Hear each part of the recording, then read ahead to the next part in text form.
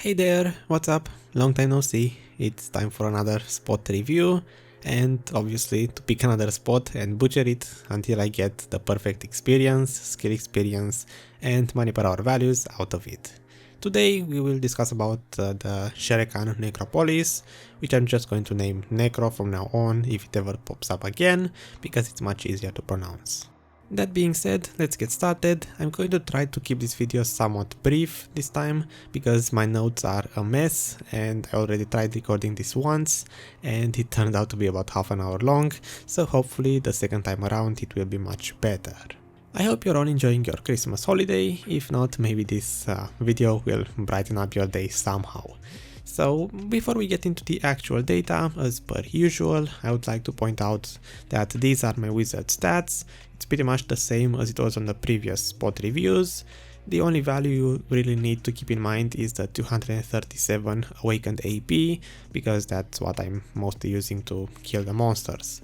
I need about 2 skills per pack to clear the monsters here at Necro, often needing 3 abilities if, I miss one monster here and there.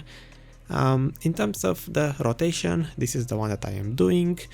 When I arrived here, I pretty much started looking for a rotation in the first couple of, let's say, 20 minutes. I quickly settled for this one. It's, in my opinion, decent enough. In this area, I'm not sure if you can make more than 2 or 3 rotations without having them overlap with each other, because in my opinion, the spot is not exactly very big.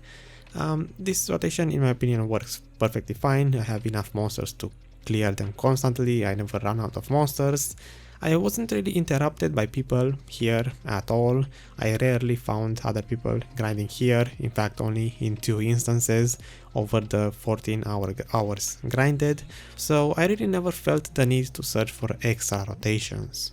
Some more stuff that I wanted to point out is that monsters here have a lot of CC, so in my wizard's case it's pretty easy to grind in a way because I have a lot of super armor, but for some classes it might be really annoying because over time the monsters become, cancer, because they just simply spam CC over and over, and that can get annoying very quickly. Also, my armor breaks here really quickly. This might be just an issue with my wizard, or I don't know, the way I grind, because in my case my armor broke from 100 to 0 in about 45 to 55 minutes on average, so I couldn't even grind 1 full hour without having to go all the way to the Dragon City to repair, because I don't have a tent. So for people without a tent, you may want to consider that. The armor here breaks really quickly. I asked a berserker in my guild and he said that he can pretty much grind here way more. Basically his armor broke to about 50% in just 1 hour, so he's losing half of his armor durability in 1 hour. Maybe it's just an issue with my wizard, but it's something to definitely keep in mind. Besides all of that, let's talk about what everyone is here for, which is the data. In order to somewhat simplify this, I'm just going to leave everything in sessions as it is on my folders, because it's much easier to understand it that way. You can find on the screen the times with how much I spent grinding on each session. There were a lot of repair times in between sessions. Basically after, on average, every 50 minutes I had to go repair, and usually repairs take about 4 to 6 minutes on average. If you want to include downtime, you can, but I personally, for this series, am not using downtime at all, just to keep the consistency going. So for the sessions, the first one was not exactly very fast, because this is when I was searching for the rotation, to see what I can grind, and as a result of that, it wasn't very optimal in terms of clearing speed. The nighttime session is when I learned that the nighttime monsters don't drop loot for more than 1 person. They are pretty much elites for solo grinding, and that's pretty sad because elites here take 10 energy to summon. You need 10 energy per each elite, and on one of my runs I managed to kill 30 of them in 38 minutes, so almost a full nighttime session, which means that I would need to have 300 energy at the very least to be able to grind one full nighttime session here, which is quite a lot of investment, and you will see that later because in my opinion nighttime here is really not that good, especially if you compare it to the daytime counterpart. On the first session I also got my very first crystal, and now we can move on into the second session, which is arguably my favorite because here is where I have a very funny story to tell, which is that day it just so happened that my internet was down. So usually when I grind to not bore myself to death, I put Netflix in the background, and since I didn't have internet I had to play Black Desert on my mobile phone's internet, and as a result have no Netflix. I decided that I kind of have only two choices, either one, search for my external hard drive and rewatch old TV shows, which I didn't want to do, or the second choice, which is to open my music library, start listening to my instrumental music, which you can find my playlist on my channel if you want to know what type. And as I usually do when I do that, I start imagining an anime story in which I am the main character, and as I slowly develop this story and it gets more and more interesting, and sometimes I put some very active track to match that, the funniest thing happened. I got my very first belt drop here just listening to this.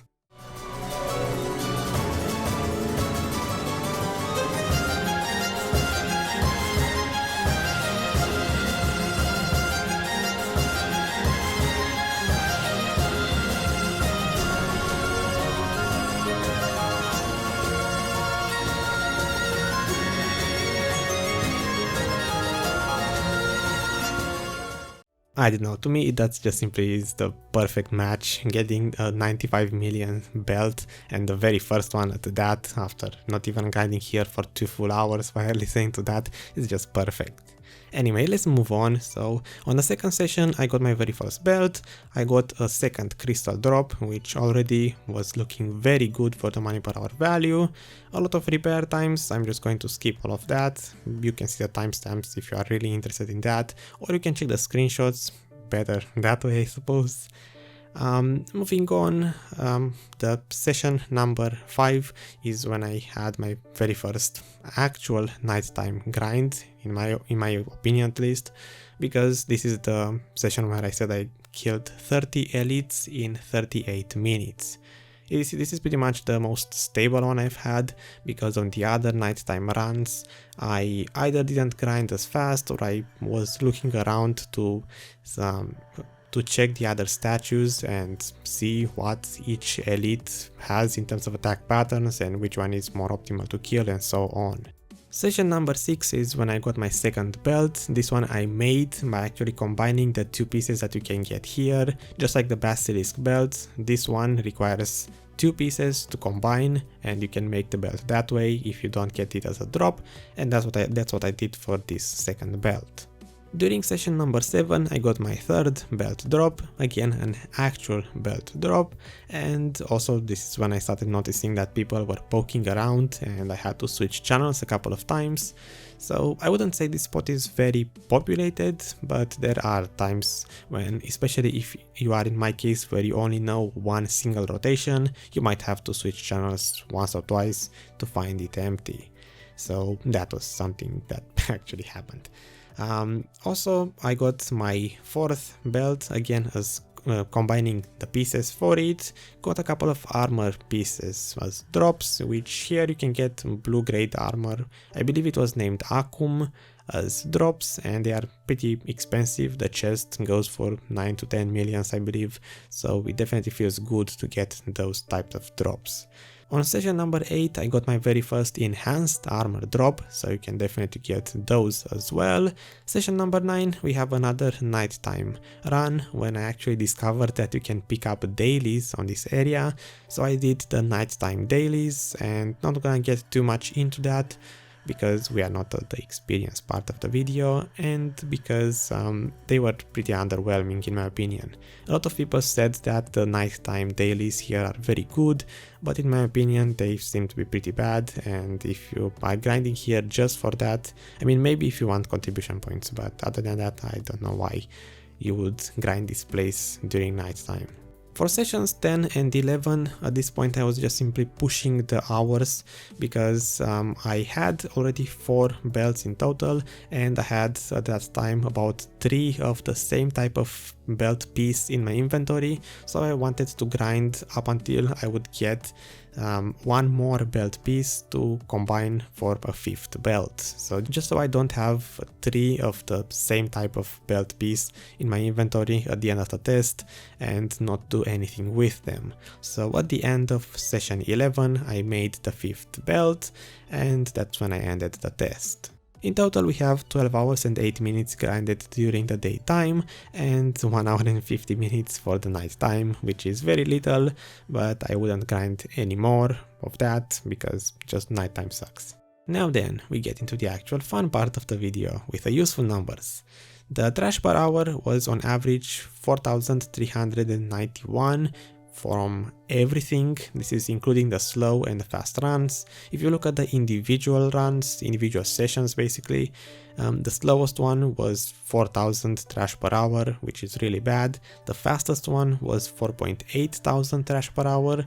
In my opinion, on my wizard I can pretty much get 4.6 to 4.7 if I don't slack too much, so that would be a more realistic average trash per hour. For Marnie stones, I'm going to mention how I got the experience out of them now. Basically, there were a couple of sessions where I turned in a lot of Marnie stones at once, and out of those I just made the experience, you know, per each stone and then per each monster out of that. Now for the experience and skill experience values, I took out 3 stable runs where I had consistent experience values, so nothing fluctuating. We have session number 2, number 4 and number 10 with different trash per hour values, just to show how a slower run would compare to a faster one, I suppose. The slowest one is 4,200 trash per hour. You can see all of the values on the screen. It's much easier than me reading all of the digits. The second one is 4,600 trash per hour with about 0.106% experience per hour just on the monsters. And the fastest one is 4,700 trash per hour. At this point I was interested in the same comparison that I made on the previous Blood Wolves video. Basically, if I manage to get my experience buffs all the way up to 350%, which spot should I be grinding? And again I compared this area to Mirumok ruins because that place has no Marnie stones and a much higher base experience value, and this place, as you already see, has Marnie stones. The result was a little bit better than Blood Wolves. Basically it's this time about the same experience as Mirumok ruins, whereas Blood Wolves was a little bit less. So I would say as an overall value, experience here is just slightly better than the Blood Wolves area, and in a way it's actually pretty good, especially if you grind it, say, during the week when you don't have a lot of experience buffs stacked up. For the skill experience, it's not exactly amazing. 0 skill points level up and 72% experience per hour at the base 100% value is not exactly amazing. It's much worse than Blood Wolves, and in fact much worse than many grinding spots. For the nighttime values, I pretty much only had one stable run, which was the 30 monsters in 38 minutes. I can't even make an experience per hour value because, you know, nighttime doesn't last 1 hour, it only lasts 40 minutes. But still, for the sake of consistency, let's say that these are the values for nighttime. Somewhat accurate. You can probably kill about 35 monsters per nighttime and not 30 if you don't slack too much, but this is just what I got. In my opinion, you shouldn't come here for experience or skill experience on the nighttime. Maybe consider doing that during the daytime. Other than that, I guess we can just get into the money per hour values and then conclude the video. So for money per hour, I'm going to start with nighttime because we only have 1 hour and 50 minutes total grinded, and the value is arguably worse. On average, I considered again that you would sell absolutely everything to the marketplace using a value pack, just because I want to stamp a value of money per hour on the spot. Even though you don't want to sell everything, I'm just doing that to, give a value to every single drop. The only exception is the one belt piece. You can probably value that at 40 to 45 millions, but since you can't use it unless you combine it into a belt, I just decided to exclude it. So doing that, we have about 18.4 millions per hour average, which is not amazing in my opinion. I got one shoe in that time, almost 2 hours, so not really bad drops, but yeah. That's pretty much why I said the entire video that the nighttime side of this area is really bad. The experience sucks, skill experience is inexistent, and money per hour is really bad.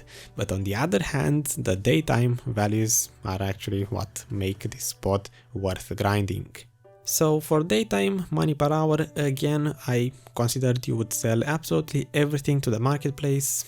Even though you shouldn't do that, I excluded the pieces, and stamping a value from about 1 week ago when I did the math with what was on the marketplace as prices, we would get about a whopping 59.8 millions per hour average by getting 5 belts in 12 hours like I did. So basically about 1 belt every 2 hours. Really good drop rate. You could consider this spot being about 26.7 millions per hour if I exclude all of the belts, but in my opinion that's not exactly very accurate because the belts seem to drop very often and you come here to get the belts. You don't want a value that excludes them. In any case, very good money per hour value, relies on RNG a little bit, that I will admit, but still I was surprised to see that it was this high. And so we reached the almost end of the video where I'm supposed to give this spot a ranking.